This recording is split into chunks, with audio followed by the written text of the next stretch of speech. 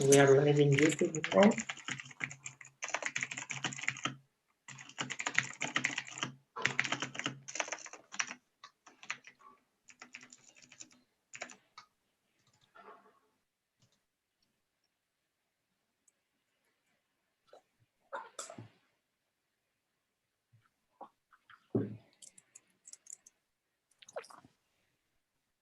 So hello everyone, thanks for joining. We are waiting maybe 1-2 more minutes until at least 2, and then we'll start with the introduction.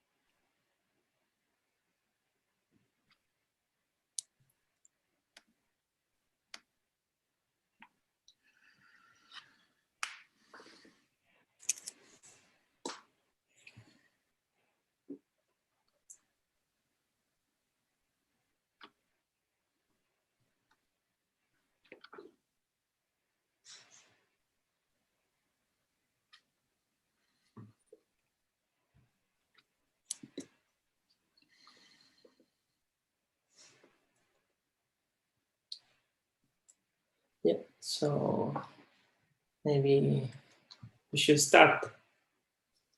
It's the time. We are already 62 participants on the Zoom and going up. So I think. Okay, so hi everyone.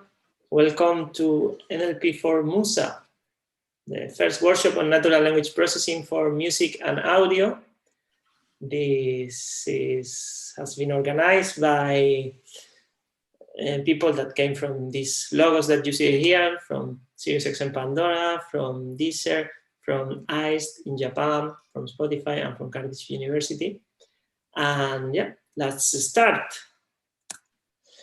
So first, I would like to tell you something about the origin of this, why we are doing this workshop on music and NLP. And this starts in 2014 for us. No, not that NLP and music started in that year, just for us. No, and in that year, in the Pompeu Fabra University in Barcelona, we met Luis Espinosa, Mohamed Sordo, and myself, that are organizers of this workshop.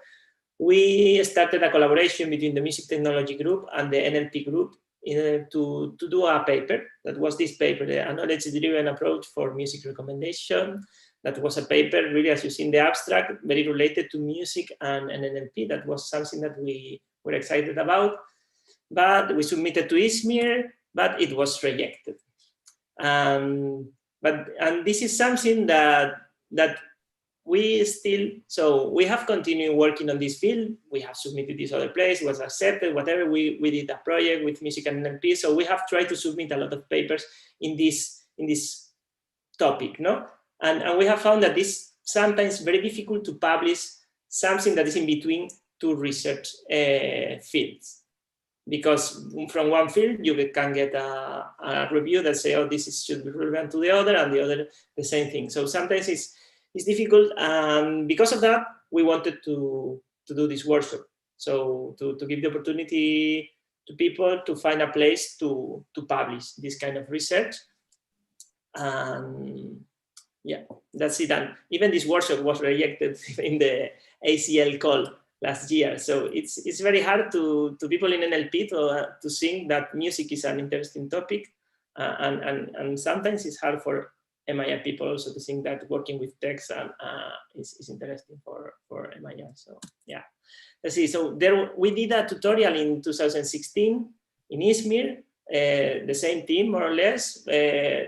We did some introduction to NLP for MIR researchers. So now this is the next step, that is this workshop where we're very happy. So we are very happy with the workshop. We had a good number of submissions, 35 submissions from many different countries, and more specifically from Asia. We had a lot of submissions. 18 of them were accepted, so 51% of acceptance rate. And 5, the most with highest score from the program committee, were selected also for oral presentation, and all the other will have a poster that I will explain later how it works. We had 2 to 3 reviews by paper. Yeah, that's it. And then we have a lot of attendees today, so that's great. This was we are very happy for that, for the workshop. So 450 registrations. We had to cut registration yesterday, and more people was out, couldn't register, but we are live streaming the event on YouTube. So I hope more people is already watching this. Yeah, so this is the organizing committee.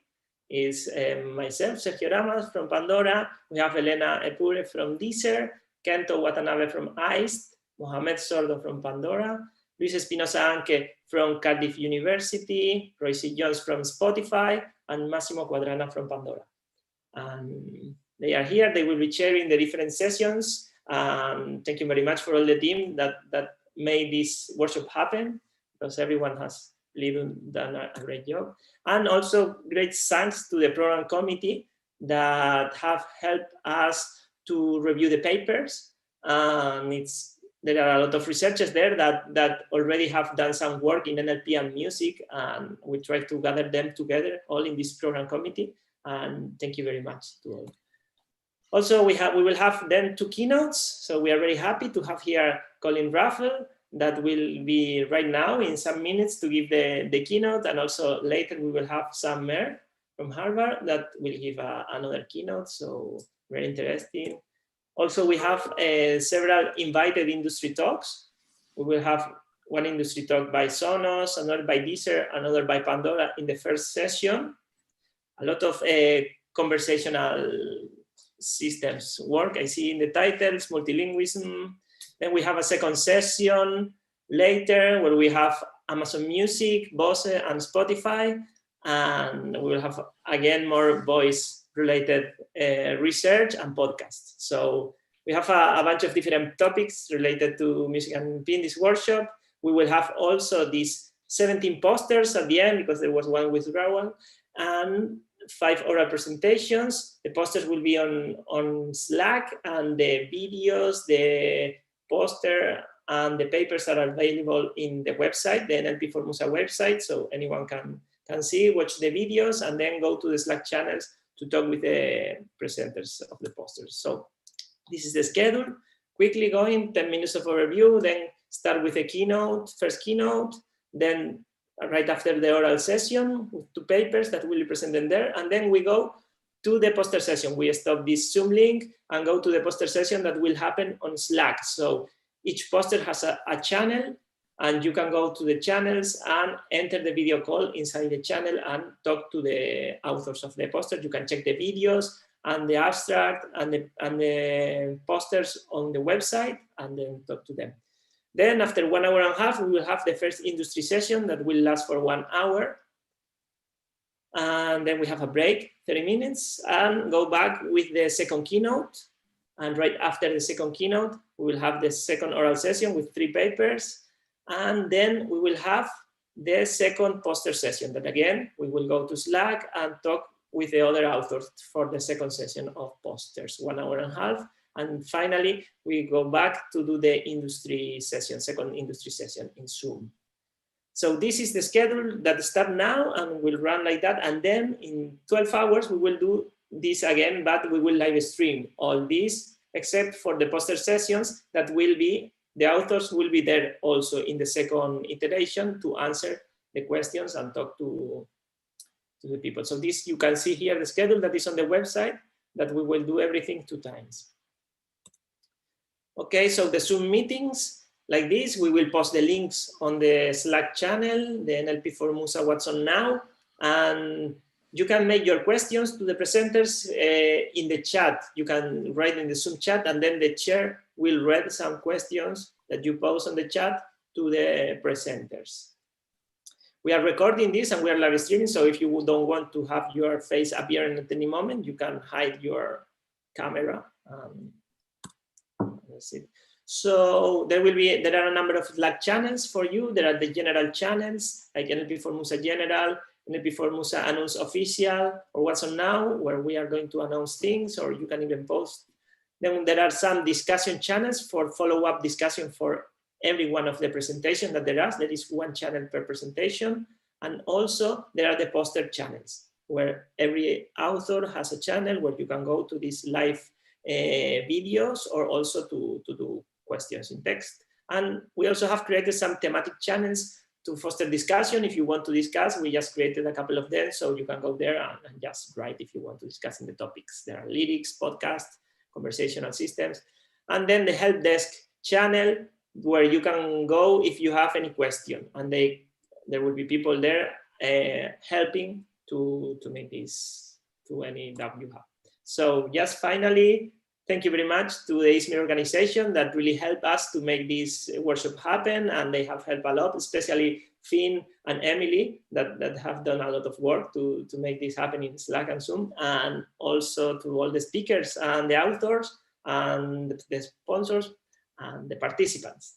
That's it. So yeah, now I'm going to stop share, and I'm going to present the first keynote speaker that I am very happy to have here, Colin Raffel.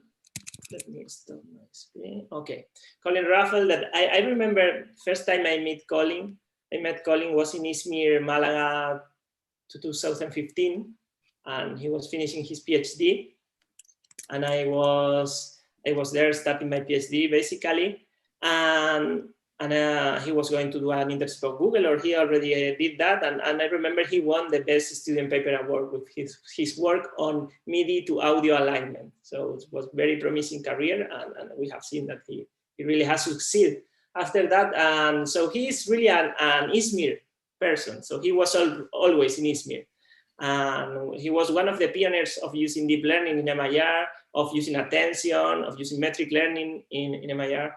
And he is also author of very impactful NLP papers, like is exploring the limits of transfer learning with a unified text-to-text transformer that released this T5 model that is great. And also Colin was working in Google Brain for some years, and now he is also assistant professor at the University of North Carolina.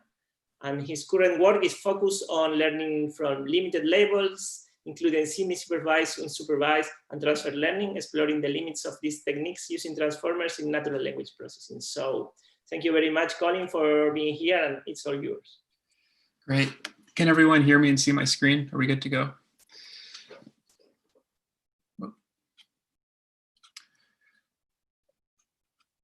I'm going to assume that we're good to go with the screen sharing and everything. Cool. Thanks a lot for that super kind introduction and for inviting me to give this talk. I think this is a super interesting workshop, and I'm happy to be here to share my perspective. So today I'm going to be talking about transfer learning in NLP, which is a super powerful recipe that has become sort of the standard recipe for attacking lots of NLP problems. And I'm going to try to make an argument that we should be doing more of it in music information retrieval.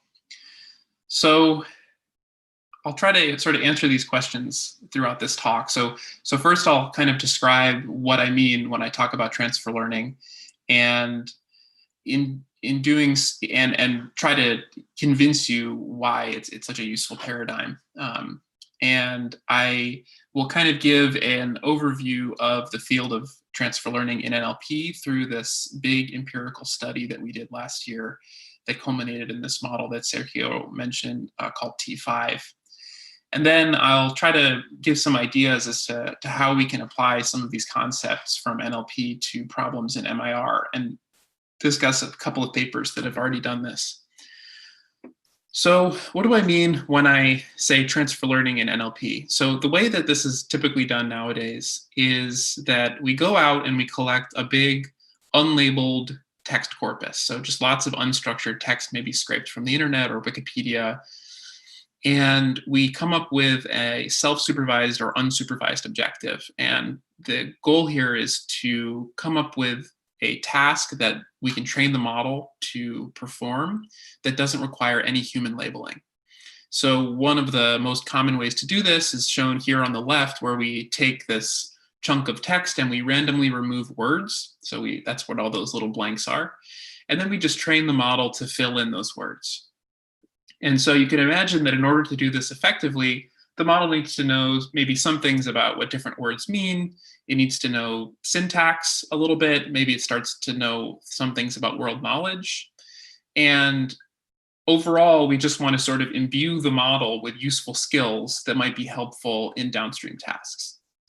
So after we do this unsupervised or self-supervised pre-training, we then take the model, whatever the checkpoint was at the end of this pre-training step, and we fine-tune it. And when I say fine-tuning, I just mean that we take a labeled data set, usually a small labeled data set, and train the model to perform that task with supervision. So on the right here, this is a sentiment analysis task. We're looking at a little movie review and we're trying to predict whether it's positive or negative, and this particular one is negative.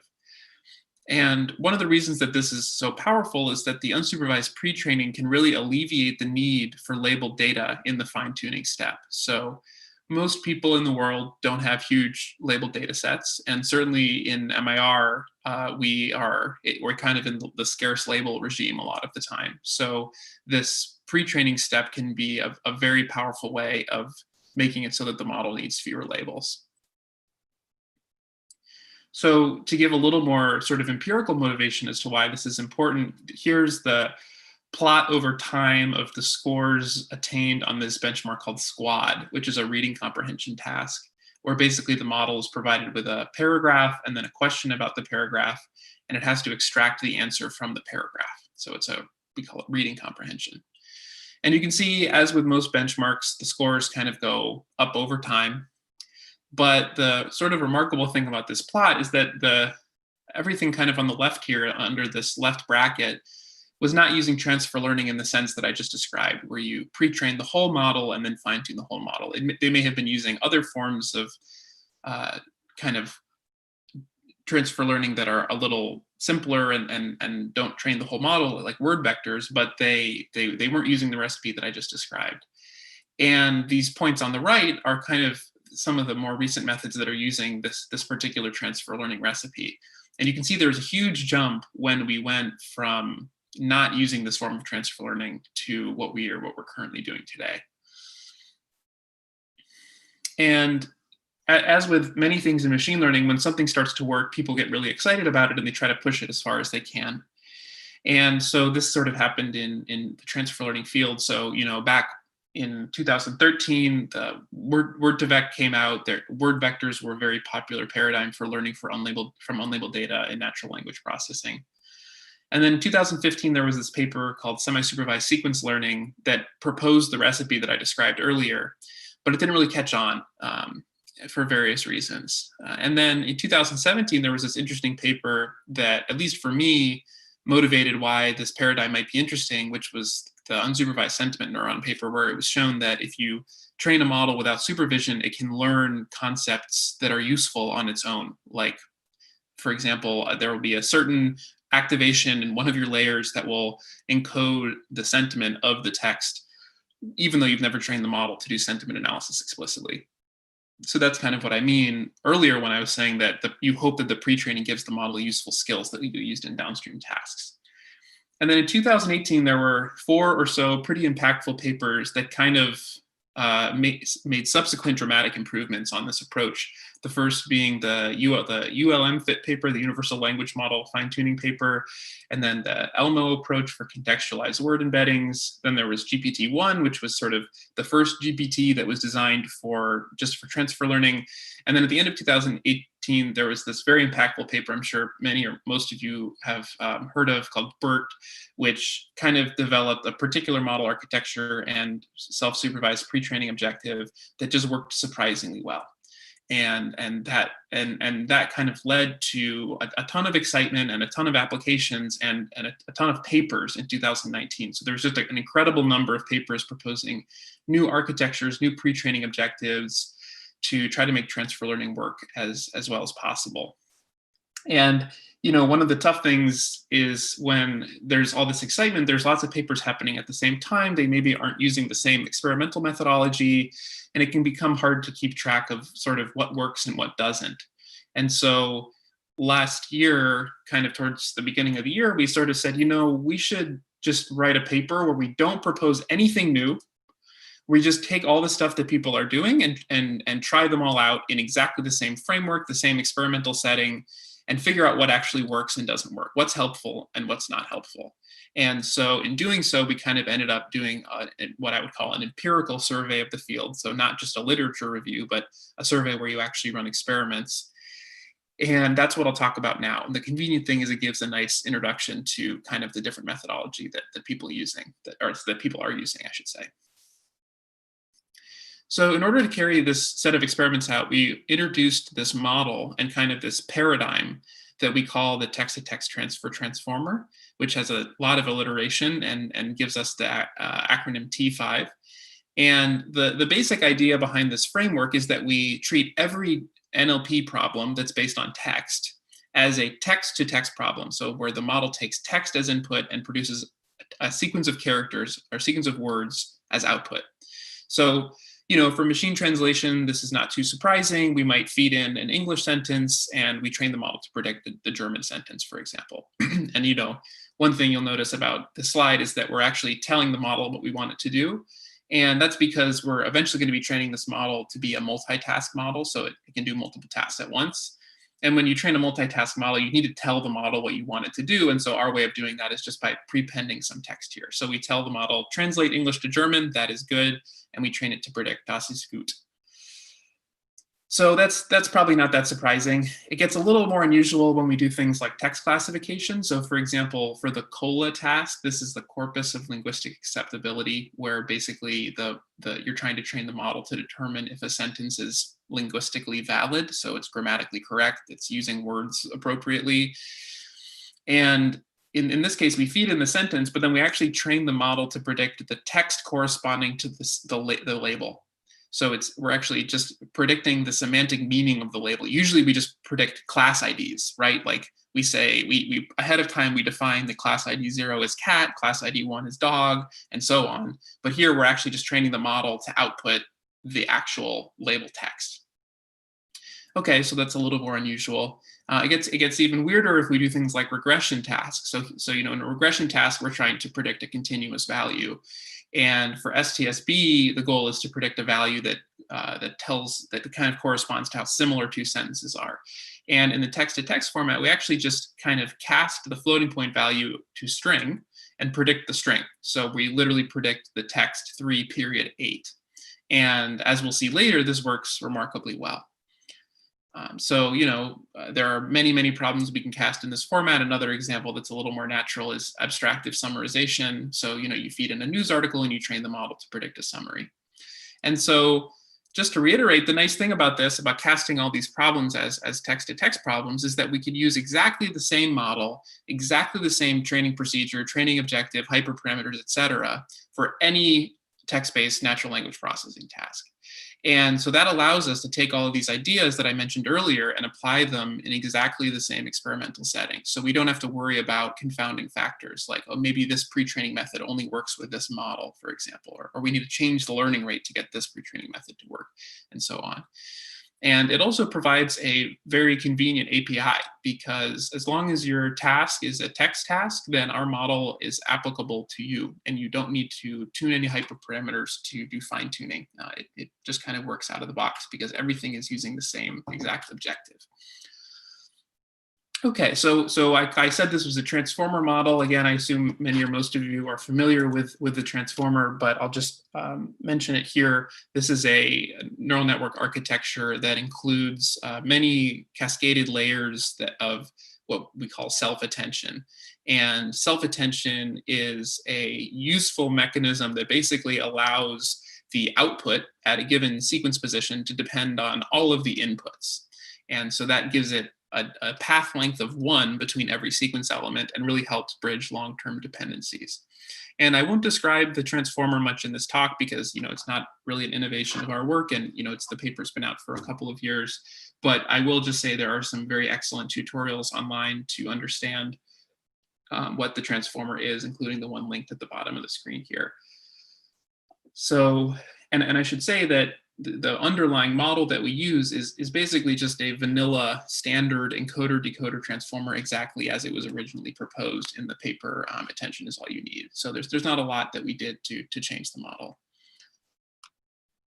Okay, so the next thing that we need when we do transfer learning, as I mentioned earlier, is a big pre-training data set, typically of unlabeled, unstructured text. So, and one of the reasons that transfer learning is so powerful is that it's easy to get unlabeled text because people spend a lot of time typing into their computers and putting that text on the internet. So here's a bunch of Wikipedia articles, and you can see this is all nice natural text. And Wikipedia is also convenient because it is explicitly a Creative Commons source of text. But the difficulty with Wikipedia is that it's one domain, it's only encyclopedia articles, and it's not that huge. And as I mentioned, if we have access to lots of unlabeled text, we should try to make use of it. And so what we did is we actually made use of this public web scrape called Common Crawl. And Common Crawl is a nonprofit organization that just has spiders that crawl the internet and download all the content that they can find. And so here's some examples of some of the text that they end up extracting. So you can see that there's some sort of placeholder sort of text, there's some menu text, other things that are not exactly natural text. So in creating a pre-training data set, what we basically did is just come up with a set of heuristic filters to remove content that didn't look like natural text. Like we removed any line that didn't end in a terminal punctuation mark. We removed any page that had a word in a list of bad words. And then we did a lot of deduplication to make sure that we didn't have a lot of duplicate content in our corpus. And using 1 month of web scrape from Common Crawl and applying this heuristic cleaning gave us about 750 gigabytes of clean-ish English text. And that turns out to be enough so that we can pre-train our model for a very, very, very long time without even repeating data once. So we don't have to worry about overfitting in the pre-training procedure. And I'll talk about that a little more later. And so the nice thing about using Common Crawl as our source of text data is that Common Crawl, as I mentioned, is a public web scrape. So creating this data set is totally reproducible, and we release the code to generate it, and it's in this library called TensorFlow datasets. Now, the tricky thing is that we couldn't actually release the pre-processed data, so we're kind of still waiting for someone to run the pipeline to create the data set and host it for us, which hopefully will happen soon. But at the very least, if you're out there and you want to create this, then we have instructions for doing this, and the code is available too. So, okay, so now we have our model architecture, we have our pre-training data. The next question is, how are we going to pre-train the model? And I'll describe this objective that we use now. So let's say we have some original text here. Thank you for inviting me to your party last week. What we're going to do is we're just going to randomly choose words. And actually, technically, we're using subword units, but I'll just say words for now, just for simplicity. We're going to randomly choose words to remove.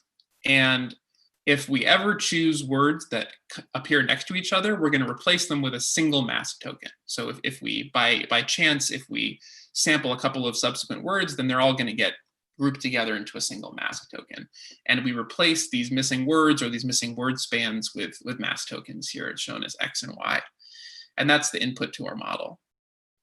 And then we just train our model to predict the missing words, the missing word spans, and we delimit by the tokens that we used to mask. So that's our pre-training objective. It's kind of similar to what was proposed in the BERT paper, but it's explicitly a text-to-text objective, right? Because we have some input text and we have some different output text here. Okay, so now I'll just sort of describe the baseline experimental setup that we designed in order to try out all of these different transfer learning methods. So the first thing that we do, of course, is to pre-train the model. We took our baseline model was about the size of BERT base, which is not a terribly important thing to mention other than by today's standards, it's kind of a medium-sized model. We apply this sort of denoising objective I just described, and we do pre-training on the C4 data set. And we pre-trained for about a quarter as long as BERT was pre-trained. And again, not a terribly important point apart, just to say that it's enough pre-training to get reasonable performance, but not so much pre-training that it's incredibly computationally expensive.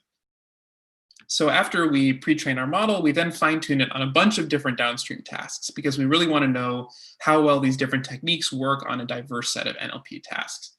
So we have first of all, the GLUE benchmark. This is the General Language Understanding Evaluation benchmark. It's a set of, I believe, 8 or 9 tasks that kind of cover a diverse collection of language understanding.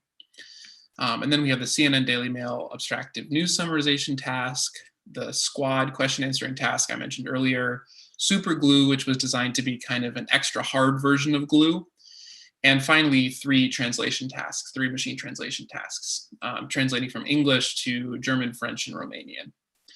And for each of these tasks, what we do is we fine-tune the model for a pretty long time and just choose the best checkpoint on the validation set and report that performance. So just a standard sort of post hoc early stopping procedure. So now I'm going to show you some results, and in these results slides, you'll see tables that look like this. And so the columns show the performance on each of these downstream tasks, and the rows show the different experimental settings. And so just to give you an example, this top row here is how well our baseline does on all of these tasks. And just to give you an idea of the sort of noise in these measurements, the second row is the standard deviation across 10 runs. And whenever we present the results table like this, we will put a star next to the baseline, and we will bold any scores that are within one standard deviation of the max for that task in the table. And so just one thing to note on this particular comparison I'm making here, this last row are the scores that you get if you don't do any pre-training. And, as I mentioned, transfer learning is useful. So in almost all tasks, you get a pretty significant boost in performance by doing the pre-training step, which, if that wasn't the case, then it would be a weird talk to be giving. But the only exception is this English to French translation task. And probably the reason for that is that this particular training data set is really, really big. It's tens of millions of paired English and French sentences. So it seems to be the case that when you're doing transfer learning, you don't really need to do pre-training if your downstream task has so much data that the model can, learn word meaning and structure and syntax without pre-training. And so we kept this task in because we wanted to make sure that we didn't harm performance on big tasks by doing pre-training. So now I'm going to kind of give a whirlwind overview of the different experiments we ran. I'm happy to answer more questions about any of these experiments after the talk, or there's many, many, many more details in our paper. The tough thing about this paper is that we ended up running enough experiments that if I talked in detail about all of them, then I wouldn't have enough time to say anything about MIR or anything else. So the first thing that we played around with were different model architectures. And so I mentioned that we used an encoder-decoder model, which is a model architecture that uses a different stack of layers to process the input, and then a different stack to generate the output. And these are pretty typical to use for sequence-to-sequence tasks like machine translation. But there are other model architectures that we could use for text-to-text tasks, one of which is sort of a standard left-to-right language model, which I'm showing in the middle here. And what these models do is they just try to predict the next token. So given the previous tokens, we predict the next token, and all of this prediction is happening within a single layer stack. So if we want to apply this architecture to a text-to-text task, we just concatenate the inputs and the outputs. So once you start predicting the first target token, the first output token, you're still conditioning on the input. But the issue with this is that in order to prevent the model from seeing into the future, it's typical to only allow the model to attend to the past.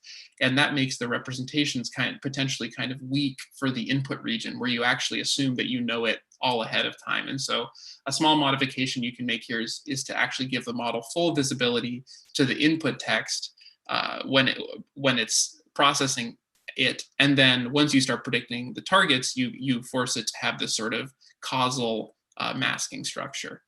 And again, there's a little more detail on this in the paper if that's not totally clear to you.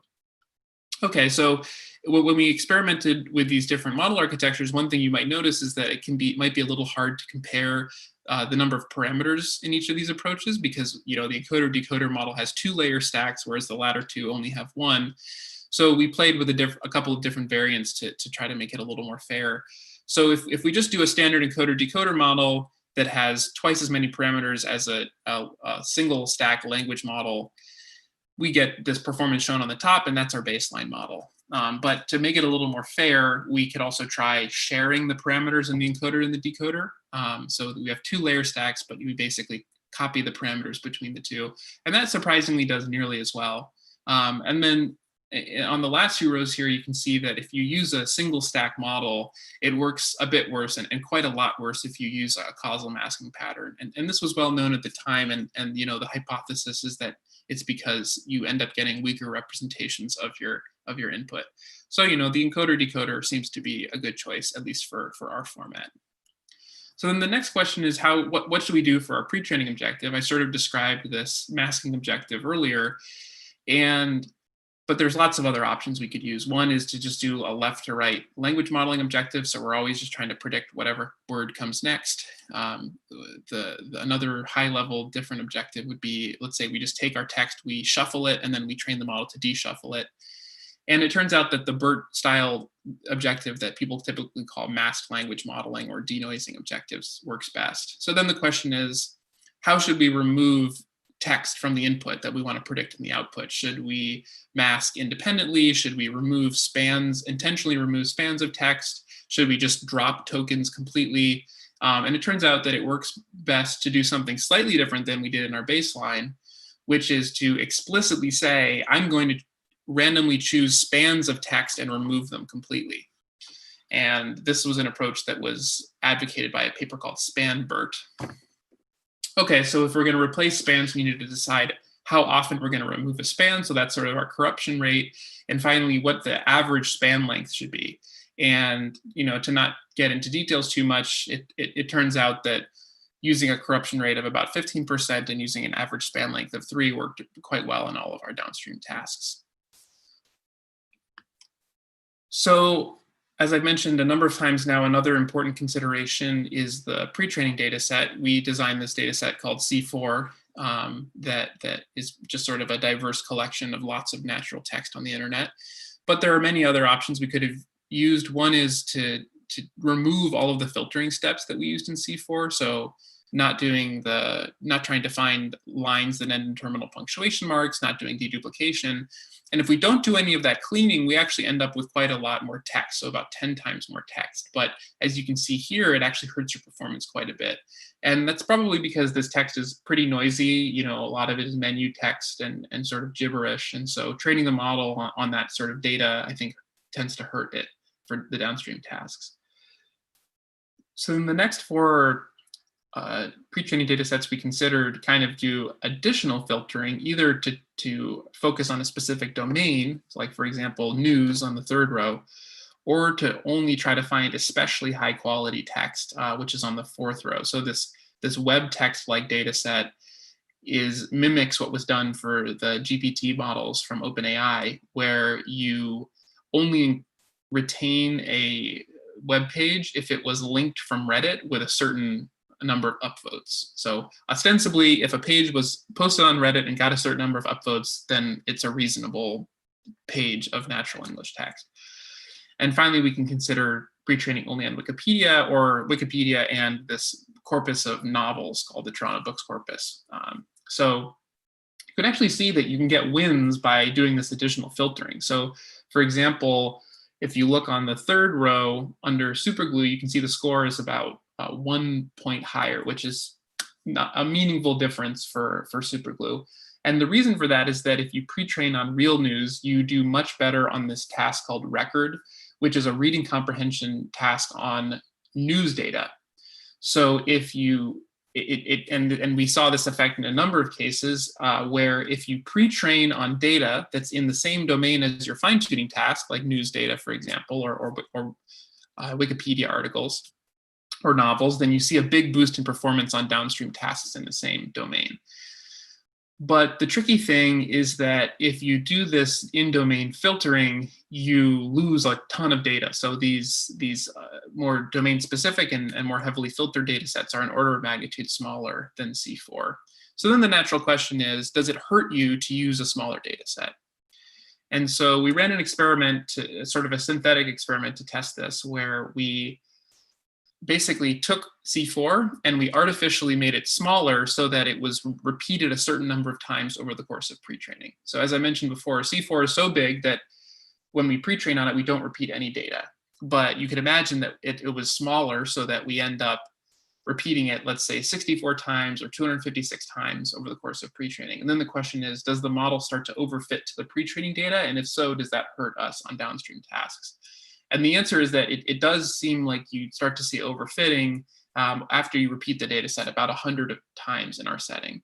And for the smaller data sets that I mentioned before, for the amount of pre-training that we've been doing so far, we wouldn't have repeated them 100 times, but later we're going to consider pre-training these models much longer, in which case we would repeat them a lot, and in which case we would expect it to hurt us quite a bit.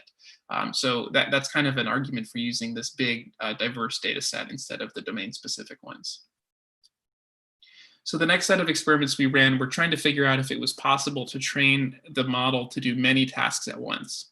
And when you're training a multitask model, the most pertinent question is how often you should train on each task. And so there are a couple of ways to do that. You can imagine just uniformly sampling each task, and that hurts you quite a lot. You also could imagine training the model so that it samples from each task in proportion to how big the data set for each task is. And this is kind of equivalent to just concatenating all the data sets, shuffling them, and grabbing batches from them. But the tricky thing here is that one of our tasks, the C4 task, is so big that if we would almost never see any other task if we used examples proportional mixing. So we introduced this hyperparameter that basically says, if a task is larger than this, then just pretend it's this big. And we sort of sweeped over that value called K in these next rows. And you can see you can get pretty decent performance if you set that value appropriately, but it does kind of hurt you to do this compared to doing generic unsupervised pre-training followed by single task fine-tuning. And then the last option, which is typical in multilingual models, is to adjust the temperature of the task distribution. And so by adjusting the temperature, you can make less common tasks more common, for example. And again, we weren't able to recover the performance of individual task fine-tuning with this strategy. So that's too bad, because multitask models are kind of interesting and convenient and cool. So we then kind of looked into a couple of ways to bridge this gap. So far for our baseline, we've been using unsupervised pre-training followed by individual task fine-tuning. And in the last slide, I described how we might try to do multitask pre-training, which is sort of visualized here, where we're pre-training on all of the tasks at once. Sorry, and I should not say pre-training here, because we're actually that's all the training we're going to do. And this is sort of the best setting from the previous slide for this line here. And again, you can see it's a little worse. So the next option is to do this multitask pre-training first, but then individually fine-tune on each downstream task. And interestingly, you basically recover the performance of individual task fine-tuning with unsupervised pre-training, as long as you end up doing individual task fine-tuning. So you can do multitask pre-training, that's fine, but if you want to recover the performance, it does seem like you need to do individual task training. So the last set of experiments we did was to answer the question, this hypothetical, if you were doing transfer learning for NLP and someone came along and gave you 4 times as much compute, then how should you use it? And so you could imagine training the model for 4 times longer. You could train it with 4 times bigger batches. You could train a model that was, let's say, 4 times bigger. or you could train a model that was twice as big for twice as long. And then a final option, which people use pretty often for scaling, is to train multiple models and ensemble them. So you independently train, in this case, 4 models. And then when you're making predictions, you average the output of the 4 models. And so we compared each of these approaches, and in general, everything helps. Any kind of scaling that you want to do seems to be helpful. If you scale up the amount of pre-training, then that will help you. But it does seem important to make the model a bit bigger. And in particular, we seem to get really good performance by not only training for longer, but also making the model a bit bigger. So just to recap that sort of big collection of experiments I just described, and kind of describe the takeaways. We found the encoder-decoder architecture worked best. Using the span prediction objective also was particularly performant.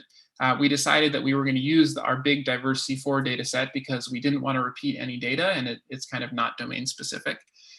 We're going to actually do multitask pre-training followed by fine-tuning. And the reason for that is because it worked about as well as unsupervised pre-training followed by fine-tuning, but it's convenient for a couple of reasons. Excuse me. The first is that if you're doing unsupervised pre-training, you don't know how well you're doing on the downstream tasks until you do fine-tuning. So over the course of pre-training, which can take a long time, you don't really know how well you're doing. But if you do multitask pre-training, you actually are measuring the performance on all of your downstream tasks over the course of pre-training. The other nice thing is that if you're pre-training on the tasks that you're eventually going to fine-tune on, you need less fine-tuning in practice to do well on those tasks after multitask pre-training.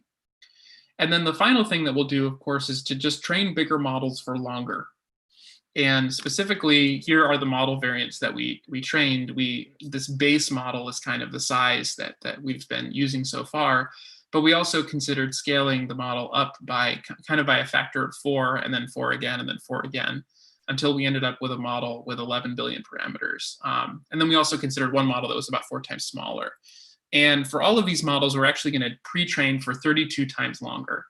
And that sounds like a lot, but actually, when you scale up the pre-training that much, it's actually less than many common pre-trained language models. If you're familiar with XLNet or Roberta, both of these are popular pre-trained models that were trained for even more than 32 times how much our baseline was trained for. And to be concrete, this means that we're doing about 1 trillion tokens of pre-training. So here's what happens when we do this kind of combination of all of the best things we found in our big empirical study with some scale. So we were super happy to find that our largest model did state-of-the-art on basically all of these first tasks here, all of the glue tasks, the CNN Daily Mail summarization tasks, squad for question answering, and the superglue task. And superglue was particularly exciting because, as I mentioned, superglue was designed specifically to be much harder than glue, and ideally very easy for humans, but hard for a model like BERT, for example. But we ended up getting very close to human-level performance on superglue. And then on the right here, you might feel disappointed to see that we didn't get state-of-the-art on any of the translation tasks. And our guess for why this might be true is that all of these state-of-the-art results use what's called back translation, which is a way of taking advantage of unlabeled data in a very task-specific way.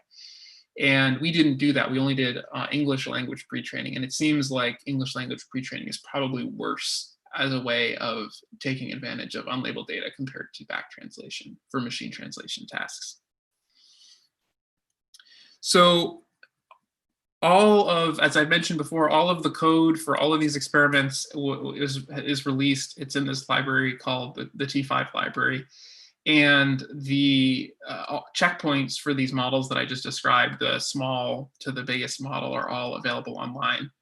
So if you want to give them a try there, please check out the GitHub link on the bottom here. And just to give you an easy way to try out these models, to try out this fine-tuning process, we made this collab with, just like a Jupyter notebook for fine-tuning our models. So this is kind of a quick tutorial that you can access with the link on the bottom there. Okay, so now I've given you, hopefully I've convinced everyone who wasn't already convinced that transfer learning for NLP is really an incredible recipe, and hopefully now everyone feels like they have a good understanding of what the most useful methodology for transfer learning in NLP is. And so now I'm going to talk a bit about ways that I think we could better leverage transfer learning in music information retrieval. And so the first question, as I discussed earlier, that comes up when you want to do transfer learning is what's my pre-training data set going to be? And before, we just scraped a bunch of text off of the internet. Again, here's my slide with a bunch of Wikipedia articles. So then the question is, what should my giant corpus of data be for pre-training a music model? So, and one example is music scores, and I will now kind of argue that we have access to tons and tons of sort of unstructured, unlabeled music data on the internet, and in particular, we'll get that data from MIDI files. So it's kind of a theme now that whenever I come to ISMIR and give a talk, I try to convince everyone how awesome MIDI files are. So I'm going to go ahead and do that again. So again, I assume most or all of you are familiar with MIDI files. It's a digital score format where you can have multiple tracks, and it describes when notes get turned on and when notes get turned off. And it's just one way of representing a music score with a digital file format. And MIDI files have been around for a really long time, actually. So the MIDI specification that sort of describes what different byte sequences mean in terms of music was designed, I guess, almost 40 years ago, which is a while. And this was actually before America Online was founded, so it kind of predates the popular public internet to some extent. And the MIDI file format that I just mentioned was defined then in 1988. So initially, they just described what different byte sequences mean, and then they described how to put those byte sequences into a file. And then in 91, they described how to map different instrument IDs to a specific set of different physical instruments, like a violin or piano. And this was all before the MP3 format was released. So the MIDI file kind of, all of this design happened even before MP3s and before USB, and long before Napster. So this was kind of, you can think of it as a music format that dramatically predated MP3s, or at least especially the popularity of MP3s. So then this kind of starts to answer the question of why MIDI files will be such a useful source of unlabeled, unstructured data for pre-training. And it turns out that there are tons of MIDI files out there. And so to try to tell you why, if you look at this plot over time of the sort of the density of hard disk storage, you can see that, as we all know, the amount of information we can store on disk has grown over time, especially since the 1980s.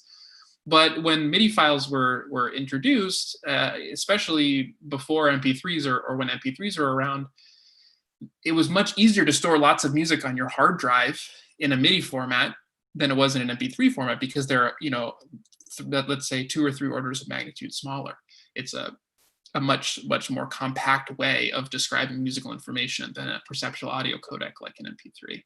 And so, yeah, in 1981, around the time when MIDI was starting to be specified, it was let's say $100 to have 100 kilobytes of memory. So that's one reason MIDI files might be popular. Another reason is that MIDI for a long time was a common format for karaoke machines. And so whenever people wanted to make karaoke file or like create new music to play back on karaoke machines, they made MIDI files. And then a final reason is that for a long time, cell phones used MIDI for ringtones. So if you wanted to, I'm not sure if people remember this, but back in the day when we didn't have smartphones, we wanted to have a super cool and hip ringtone, we basically found a MIDI file on the internet and put that on our phone, and that became our ringtone. So for all of these factors and more, it turns out there are just tons and tons and tons of MIDI files out there on the internet. And when I was working on my PhD, I kind of thought that we should try to collect them and organize them. And now I'll just kind of give you I'll just describe that process a little bit. So the goal of this data set that I ultimately released at the end of my PhD, called the Lock MIDI data set, was to take a bunch of MIDI files and match them to their corresponding entries in the Million Song data set, which was a separate data set released by someone else in my lab that is a collection of metadata and features for 1 million songs. It was a collaboration with the Echo Nest, which is now part of Spotify. And by matching these MIDI files to entries in the Million Song data set, we get a really rich metadata about them. We know who wrote them. We know when they were released. We maybe know some basic musical features of them, like their tempo, etc. And the tough thing is that these MIDI files on the internet are not well annotated with this metadata. So I needed to come up with a bunch of content-based matching procedures. And that was some of the work that Sergio mentioned at the beginning that I was presenting back at ISMIR in Malaga. And since I'm mostly just describing ways of getting good pre-training data here, I'm not going to go into a lot of detail, especially because also the work is now kind of a little bit back in the day. But I have a big document called a PhD thesis that describes this stuff in tons of detail if anyone is super curious. And then the last piece that I guess is important to mention is that at some point someone went and scraped MP3 preview clips for the entire Million Song data set.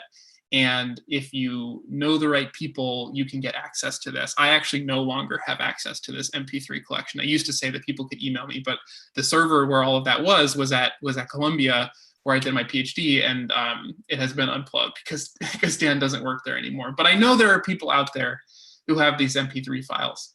But I guess the more pertinent information for this talk is that a outcome of creating the Lock MIDI dataset was on the order of 50,000 MIDI files where we have really rich metadata, and we know that they correspond to long full pieces of music. And that's a lot of pre-training data, right? 50,000 MIDI files, it's many, many MIDI events. And so maybe we should use this for transfer learning. And now I'm going to start talking about other people's work because this isn't something that I've personally published on. But I'll first mention this paper by Chris Donahue and others that was presented at ISMIR, I think last year, where the goal was to train a model that could generate music in the style of the Nintendo Entertainment System, the NES. And at some point, Chris, like me, scraped a bunch of files off the internet. But the files he scraped were NES music files, so like kind of the soundtrack to Nintendo games. And he wanted to train a model that could generate music in this style, that could generate, basically chiptunes music. But the tough thing was that after he scraped all of these soundtracks, he ended up with about 46 hours of music, because ultimately there weren't that many games for the NES. And so he was kind of thinking, okay, I need more data to train my model for generating music. Maybe I should find another source of data and train my model on that first, and then fine tune it on this NES data. And he decided to use the Lock MIDI dataset, which has about 9,000 hours of digital score music. And in order to do so, he sort of needed to come up with a mapping between different instruments and different NES instruments. So on the NES, you can only make 4 sounds. You can make a pulse tone, and you actually get 2 pulse instruments. You can make a triangle wave, especially like in a lower octave, and you can make little bursts of noise that kind of sound like percussion. And in the MIDI file, you can make many, many, many different sounds. So one of the things that was done was to map different instruments in the MIDI file specification to different NES instruments. And then after doing this mapping, he kind of converted all of these MIDI files from the Lock MIDI dataset to a NES-like format, and basically did pre-training. So if you pre-train on, when he pre-trained on this data and then fine-tune it on the NES data, you can see that the perplexity, which is a measure of how well the model predicts real data, drops over time. And I'm not going to play any examples of his generated chiptunes because I'm frankly not totally sure how to do that over Zoom, but I encourage you to check out his paper if you want to hear some nice machine-generated chiptunes. And another paper actually came out right around the same time that didn't use the lock MIDI data set, but was the goal of the paper was to generate jazz data. And like NES data, jazz is kind of a constrained domain. And so after scraping lead sheets off the internet, they only had so much jazz data available. So the question answered in this paper is, if we pre-train the model on very diverse data, very diverse music data, and then fine-tune it on jazz, then do we get a more powerful model than if we had just trained on the jazz data alone? And of course, the answer is yes. And I'll mention just another interesting result, because you're probably wondering, maybe someone in this call, works on a type of music data that is not Western popular music, and that's awesome. But the unfortunate thing is that the lock MIDI data set is mostly Western popular music. So you might be wondering, well, if I want to generate, Indian Carnatic music, then is this useful to me at all? And to give you a very extreme example that might make you think this would be helpful, this interesting paper more on the NLP side of things kind of answered the question, if I pre-train on non-text data, and then I see how well I do on text data, then does the pre-training help, even if it's not text? And so one of the things they tried was pre-training their model. This was technically an LSTM, or recurrent neural network. If they pre-train it on music and then measure the perplexity on Spanish, English, or Spanish language data, then they actually do much better than a model that hasn't been pre-trained at all. And they do much worse pre-training on music than they do pre-training on English or Portuguese, which are much similar languages than the language of music. But nevertheless, this at least is one way of demonstrating that pre-training can help you even when the language or the domain is very, very, very different. And the last thing I'll mention is just that I've kind of described a couple of papers on doing transfer learning for symbolic music, but there have been some nice papers on doing transfer learning using a slightly different recipe, but more for audio data. And one of these papers was much more recent, and one was from a while ago, but the basic idea here is that we're going to learn a good feature representation. So when I feed in some music, I'm going to get a good feature representation that's helpful for downstream tasks. So we're not doing this entire model fine-tuning, which turns out to be super useful in NLP, but nevertheless, this is one form of transfer learning. But I may just have less of a good bird's eye view of the field than I used to, or that I should. But my general impression is that there has been some work in transfer learning in MIR, but really I'll tell you from the NLP side of things, it's just increasingly uncommon to train a model from scratch, because it's so easy to find relevant data to pre-train the model on first. And that pre-training, as I've said, it teaches the model a lot about the structure and the skills needed to process that kind of data effectively. And in MIR, it seems for the most part, we're still training our models from scratch. And I guess what I would say sort of at the end of this talk is that I really encourage all of you to stop training your models from scratch, if possible. So think about, where can I get useful pre-training data, in domain or not, and how can I come up with creative ways to apply this to all of the tasks that we really care about in music information retrieval. So here is a big list of all the papers I mentioned in this talk today, and I think that's all I'll say now. So thanks everyone for attending, and I'm happy to, I guess, take questions from the Slack now. Thank you very much, Colin. Awesome. Great Thanks. talk. So now, if anyone wants to ask something, can put in the chat here. We have 10 minutes for question here, so we can get some question here, and then we can follow up in the Slack. So it's your Slack channel. So I don't see any questions, so I will start with the first one until the question arrives. So now what you were talking about audio and how to use transfer learning in audio, no? So I wonder if you have any idea how, because in language, you have words, you have a finite vocabulary, or in symbolic music, you have a finite vocabulary of elements. But in audio, it's more difficult to find this finite vocabulary. So you have, for example, the spectrograms, but so what are the words here that we can apply like a similar paradigm, like it is applied in NLP for training these language models and then learn features from that? Yeah, I think that's a super important question, because, you know, ultimately how useful transfer learning is sort of depends on what your pre-training objective is. And what the pre-training that we typically use in NLP is like, at least the most common way to do it now is to predict missing words, whether that's dropping out words from the text like I described here, or just continuing to do prediction. And as you say, it's not really clear how to do that on a continuous signal like a spectrogram or an audio signal.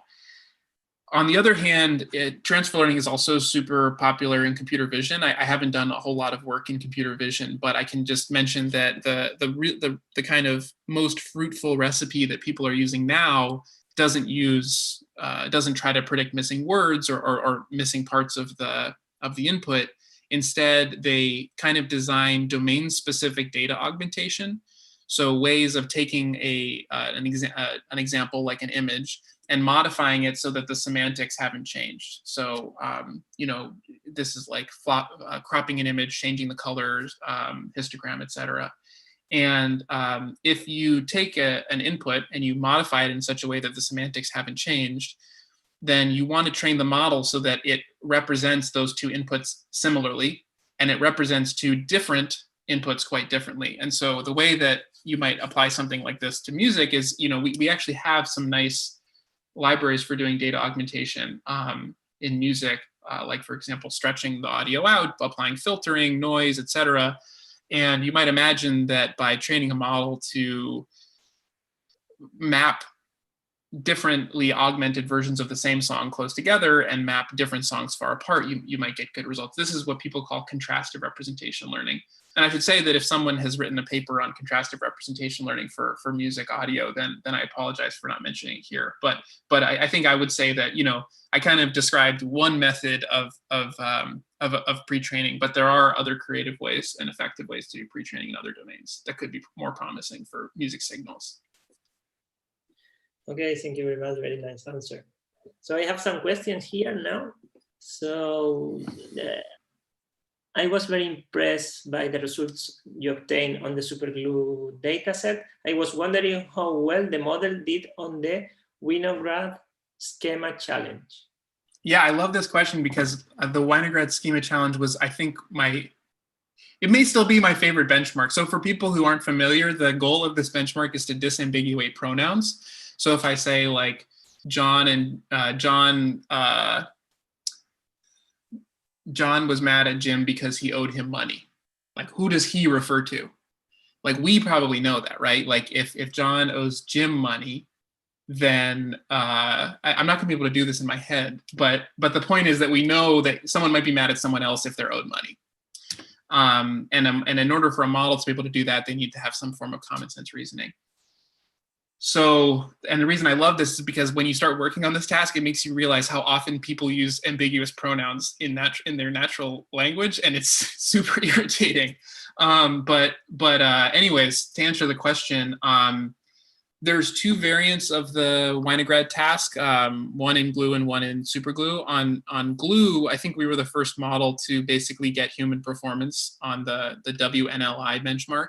On Superglue, the variant of the task, the WSC, the Winograd Schema Challenge, we're still I think we have like 94% accuracy, and state of the art is 100. But as a historical note, until like mid 2019, models were getting chance accuracy here. And it really sort of shows you how much mileage you can get out of kind of carefully designing the pre-training strategy and also scaling up a lot.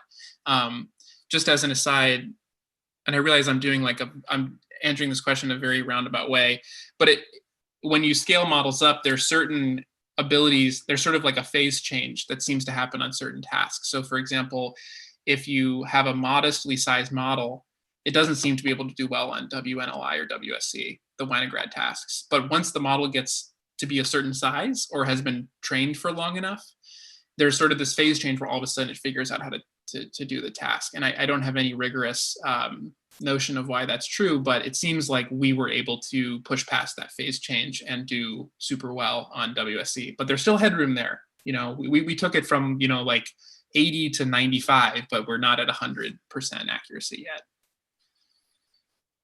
Okay, nice. So another question, as for pre-training methods for MIR, do you think that math language modeling will play a bigger role than constructive method? Yeah, so I think to Sergio's point, that the mass language modeling stuff makes most sense when you have a sequence of discrete tokens, which we have for symbolic music. And so, you know, I think there's not a ton of work on symbolic music analysis these days in MIR. I mean, there's certainly some work along those lines, but it's not the most popular topic for ISMIR papers. But, you know, if you wanted to do analysis of symbolic music, then yeah, applying a mass language modeling objective to symbolic music data to pre-train your model before applying it to some downstream task, like, I don't know, year prediction or even genre prediction, or even just to learn a representation to organize music, I think could be a super powerful paradigm. Okay, thanks. Well, I think last years there have been much more symbolic music papers. Maybe there are a couple of years cool. haven't came to ISMIR, but I think this increasing the. That's great. So we need like music BERT if it doesn't already exist. Okay, so we are running out of time. I will ask you a last question from the next keynote speaker that asked here in the Slack. So Greg told Colin, I'm wondering whether you have a sense of the range of inference types that T5 might be able to make about music, whether it's input as MIDI or eventually as raw audio. Might it be able to learn high-level things like musical style, tonal representations, historical connections between different pieces of music? Yeah, I think those are all super interesting questions to answer experimentally. I wouldn't want to speculate too much, except just to say, as I sort of alluded to earlier with the Winograd stuff, that the range of information that, or the range of skills that a model is able to learn from unsupervised pre-training in text is really, really, really remarkable, especially as the model gets bigger and bigger. And so, you know, if the pre-training objective is appropriate, which maybe mass language modeling or is for music, and you have enough music data, which you probably do for symbolic music because of MIDI files, then yeah, I totally could imagine that it starts to learn things about music structure. It starts to learn different genres or styles of music in an unsupervised way. And I think this would be a fascinating thing for someone who, you know, is familiar with all of these like various musicological concepts to look into. You know, for on the language modeling side, BERT in particular has sort of inspired an entire field called BERTology, where people just try to figure out what the heck BERT is doing. Like has it learned syntax? Has it learned structure? You know, does it do common sense reasoning? In what layer has it learned these things? And I think, you know, it would be fascinating to do similar studies on a pre-trained symbolic music language model. Okay, thank you very much. Well, there is a last question that I don't want to leave here because it's only one. So let's take 1 minute more of your time. The results you mentioned that pre-trained on music data could benefit NLP task is surprising to me. I wonder, what does this tell us about how transfer learning works? Why is it so effective, similar to what the lottery ticket hypothesis reveals about the inner working of training these networks? I wonder, do you have any thoughts on that? Yeah, so I have no rigorous proof of anything that I'm about to say, but my intuition is that what pre-training does, so in a very loose way, imagine that to solve a given task, I need certain skills. As I've sort of said before, for language tasks, maybe I need to know the meaning of words. I need to be able to bridge dependencies. I need to be able to say, oh, this like pronoun refers to this noun that happened 3 sentences ago. I need to know maybe some common sense knowledge. I need to know syntax and grammar. And what pre-training does is it starts to give a model those skills. And depending on the pre-training objective and the pre-training data set, you learn maybe more and more and more of those skills, and those skills are more or less useful for downstream tasks. Now, across domains, you also might imagine that some of those skills, especially the very coarse-grained ones, are useful. So for example, in music, we know there's long-term dependencies in hierarchical structure, right? Like there are individual notes, there's bars, and there's sort of sections of the piece of music, there's entire pieces of music. Just like in text, there are characters, words, sentences, paragraphs, etc.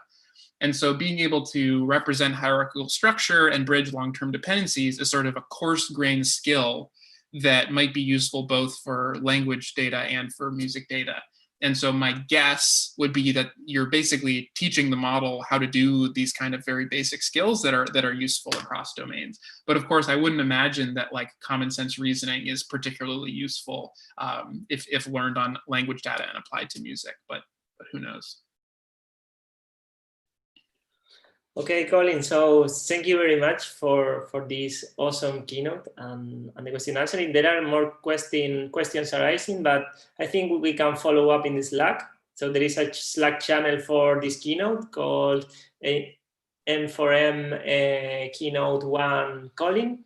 So you can go there and ask questions, and Colin will be there forever asking. Sorry. That's right. Until I go to bed in like 12 hours. Yeah, thanks so much for inviting me. I had a lot of fun talking and thinking about this. Okay. So now let's move to the next session, that is the oral session that Luis Espinosa is going to chair. So Luis, it's all yours.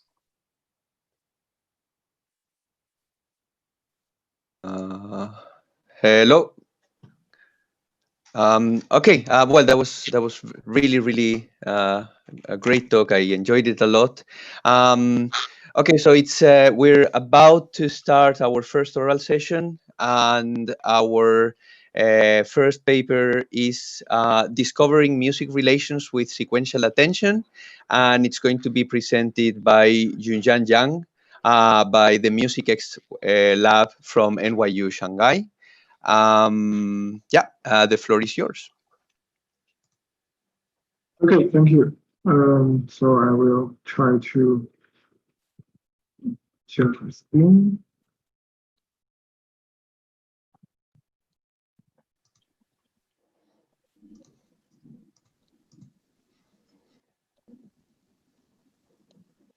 Okay, all good. Wait a minute.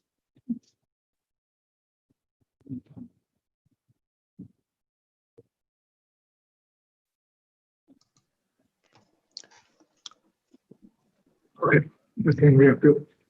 So let's start. Hello everyone, welcome to the oral presentation of the paper Discovering Music Relations with Sequential Attention. This is a work by John, myself, and Xia from American University, Shanghai, and Tara Berg from University of California, San Diego. So imagine we are using a multi-language model that generates the music from left to right. On slides, there is a partially generated sequence.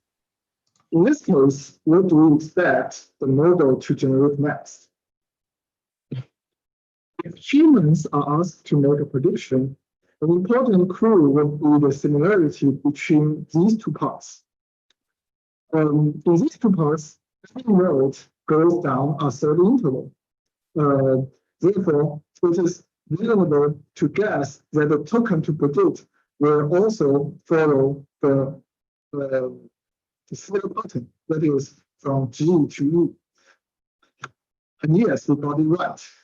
So usually this kind of sequential data with long-term similarity between phrases and sequences. When you're doing multi analysis and generation, it's important for the model to learn such long-term relations in order to produce natural and structured music. One popular way of modeling long-term relations in deep learning is to use element-wise self-attention. Such models can gather information from further elements based on element-wise similarity. These models are not designed to explicitly model sequence-level similarity and may encounter difficulty to capture the relation in the above sample. Image service issue, like in the transformer model, is to use additional layers to first introduce the sequential information and then comparison with consequent attention layers. It is a wide term. It's not straightforward. So one representation, we design an attention module that explicitly models sequence level relations. In this paper, we propose the sequential attention module. In this model, the key and keyword are no longer individual tokens, but sequences. The module contains two parts. For the first part, we first stack the key and keyword sequence together and then feed them into a unidirectional LSTM. This helps us discover the transformation between the keys and the keyword sequence. Then the output of the LSTM and the last key token will be used to calculate the matching score of the two sequences, as well as a prediction of the unknown keyword token.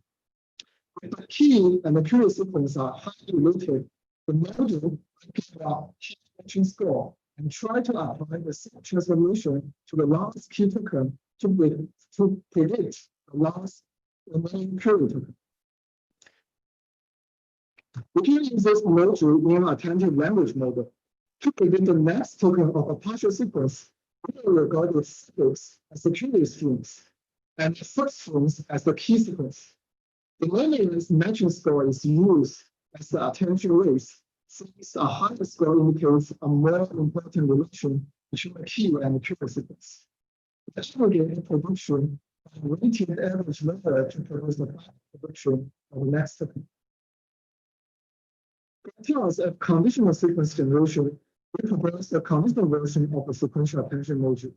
In this module, the relations of past and future conditions are also considered.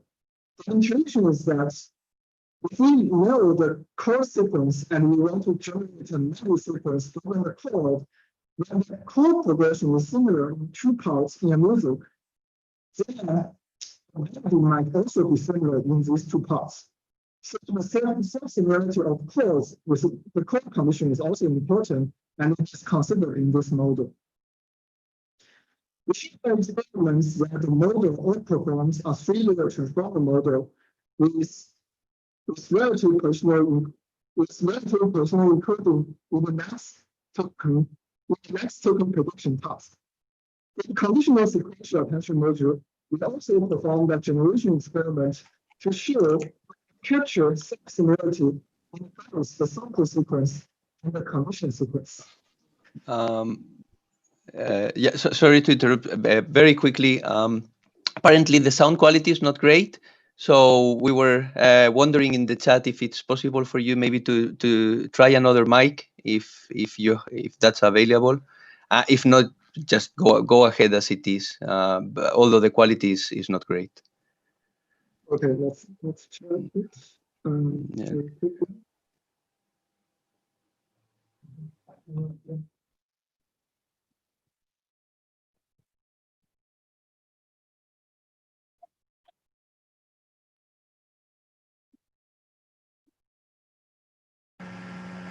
How about now? Is it better or worse? More noise, but louder. Maybe you can try like this, and let's see how it goes. Okay, so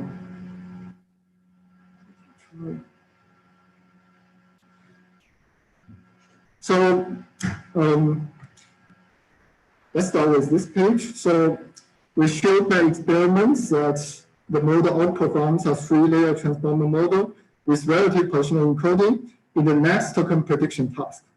For the conditional sequential attention module, we also performed a generation experiment to show that it can capture self-similarity in both the sample sequence and the condition sequence.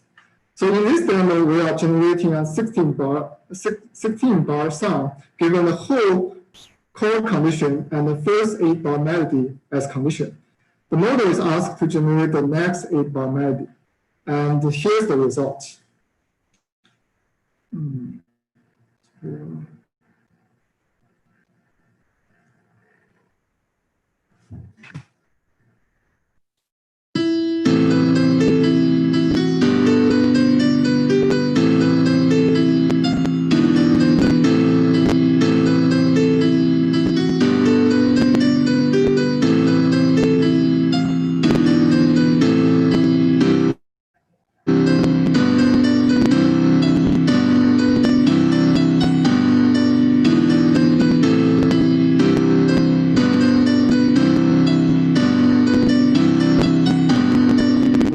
So, and in the second example, we use the same core condition, but the model is asked to generate the whole 16-bar melody given the core condition. And here's the result.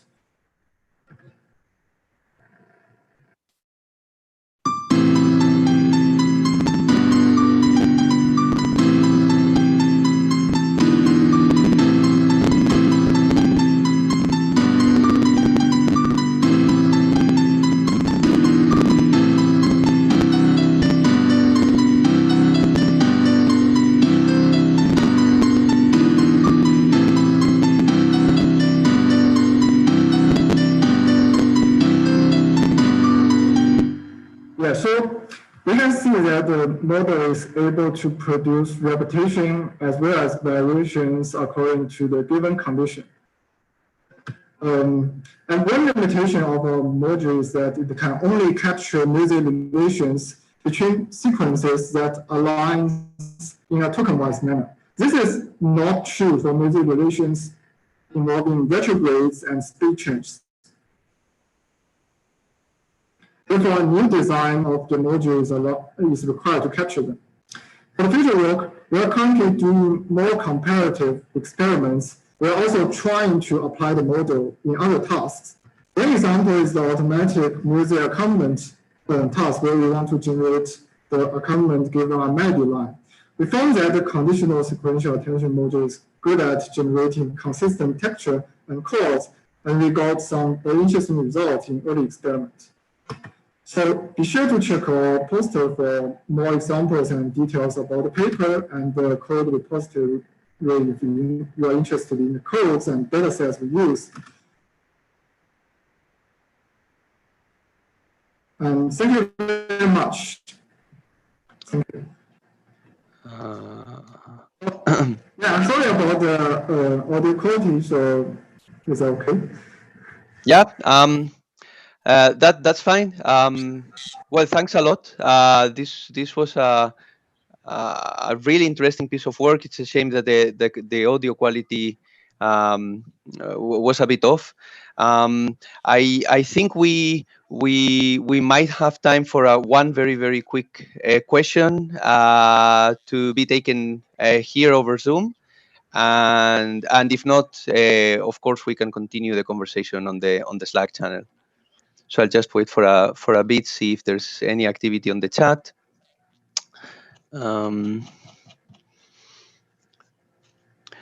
Maybe I can ask a quick one.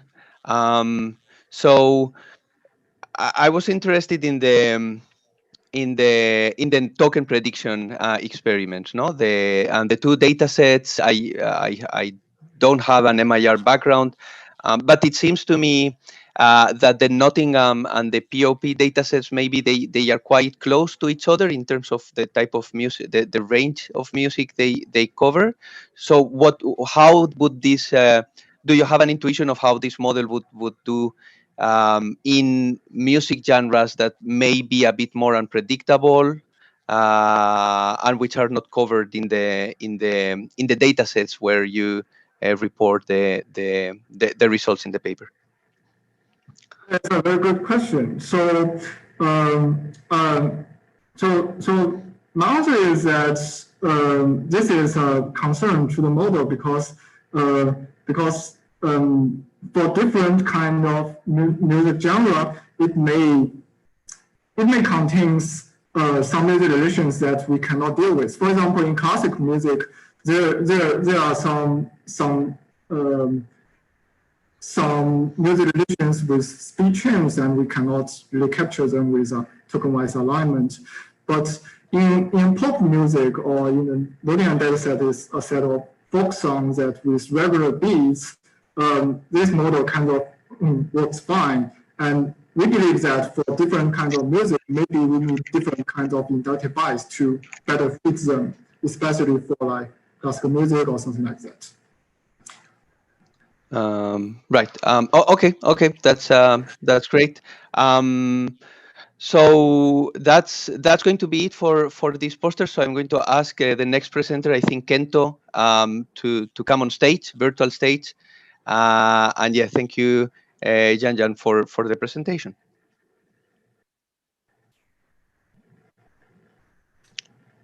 So hello everyone. So can you hear my voice clearly? Yes, Okay. quite clear. So if you guys have any trouble in the chat, just say it. But I think this we can hear you very well. Sorry, just the introduction. Next paper is lyrics information processing and analysis generation and applications, and it's going to be presented by Kento Watanabe from the National Institute of Advanced Industrial Science and Technology. Thank you very much.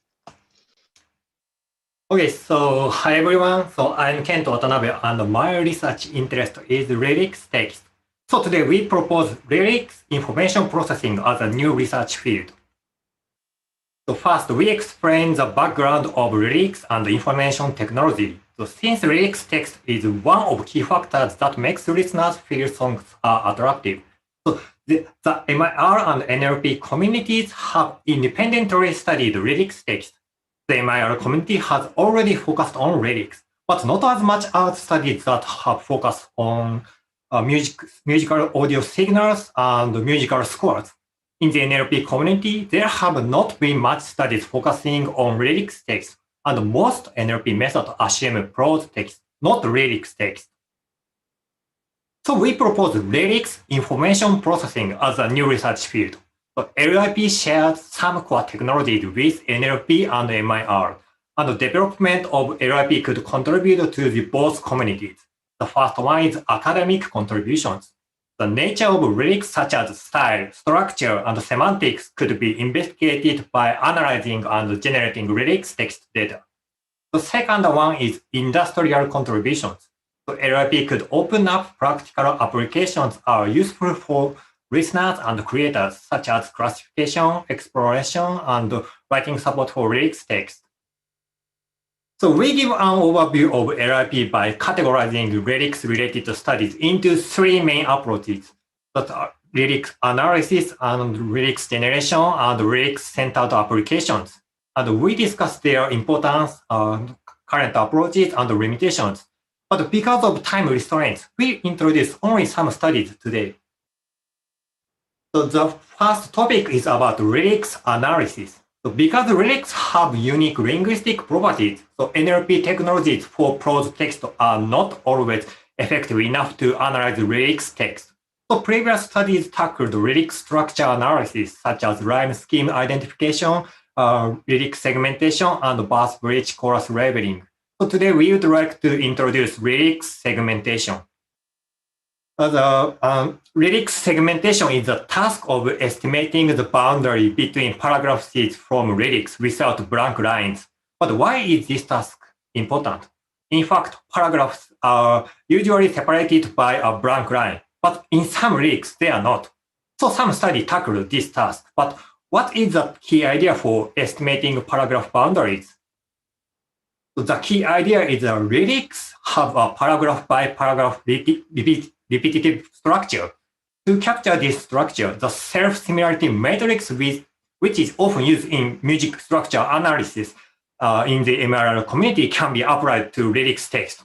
So in this matrix, repeated paragraph lead to high value in diagonals. So specifically, some studies proposed a neural network model and logistic regression model for segmenting paragraphs by using SSM as features. So this is a good example of integrating NLP and MIR methods to accomplish a lyrics information processing task. So next, we introduce the semantic analysis of lyrics. The lyrics have various semantic factors such as mood, topics, and stories. So even if detailed semantic factors are not explicitly described in lyrics, listener can enjoy guessing or inferring them. So some studies have already analyzed such semantic factors behind the lyrics text. So today we introduce storyline modeling. So here the purpose of this task is predicting the topic transition of the given lyrics text. For example, so the proposed method predict a topic transition, life, ardent love, sweet love for given paragraph seeds. Of course, there is no dataset with topic level for training the prediction model. So to overcome this difficulty, a paragraph level hidden Markov model was proposed. And this model runs the topic transition structure from lyrics data without supervision.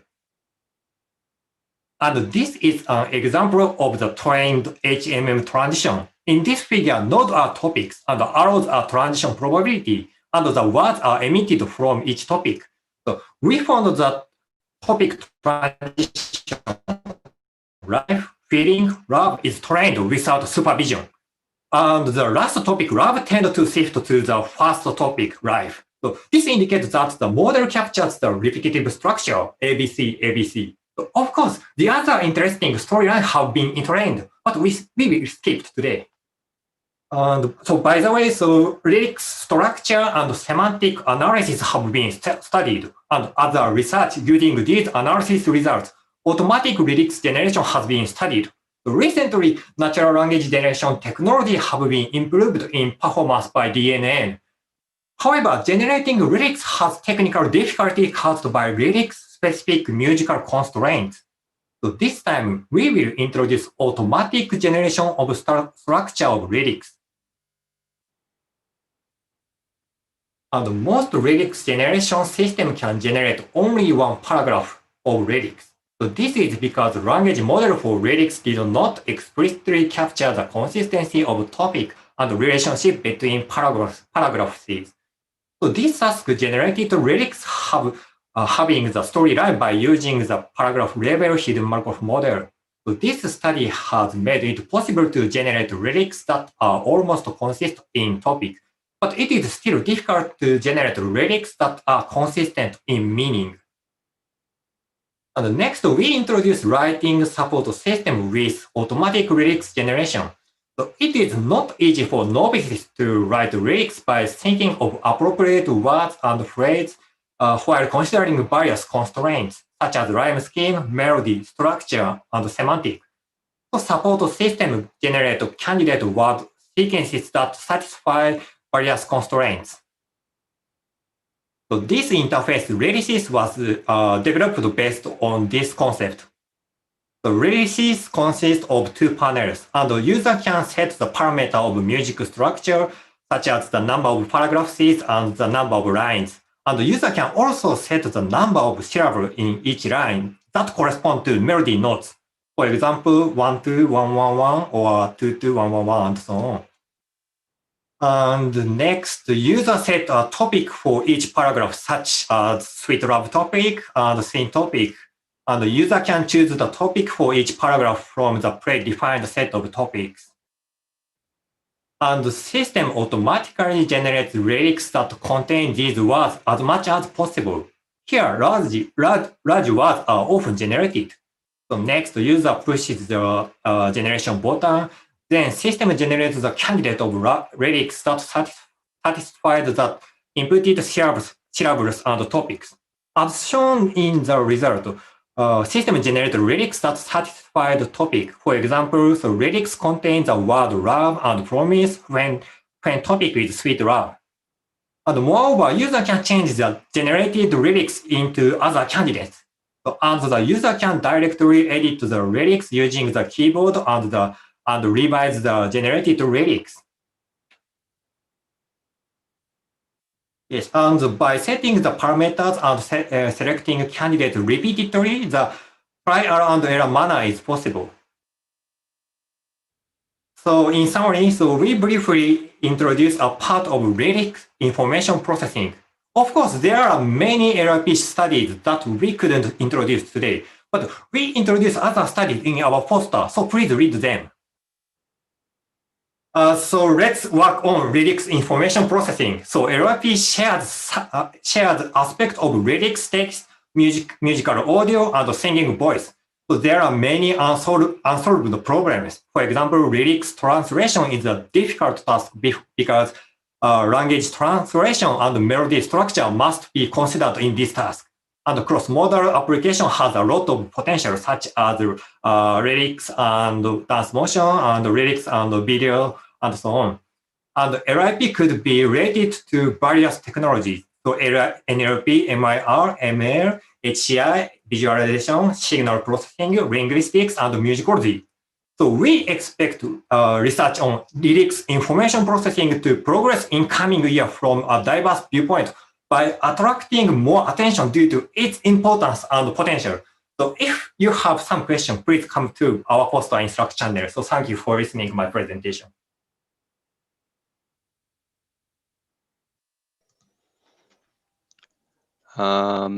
Okay, Kento, thanks a lot. That was a lot of food for thought, a lot of information, and a lot of very good discussions that I think can continue in the dedicated channels. So yeah, definitely, everyone have a look at the posters of these two papers and the other ones happening now. And yeah, that's going to be it for the first oral session of NLP4MusA. Thank you everyone for joining. Yeah, bye everyone, and see you on the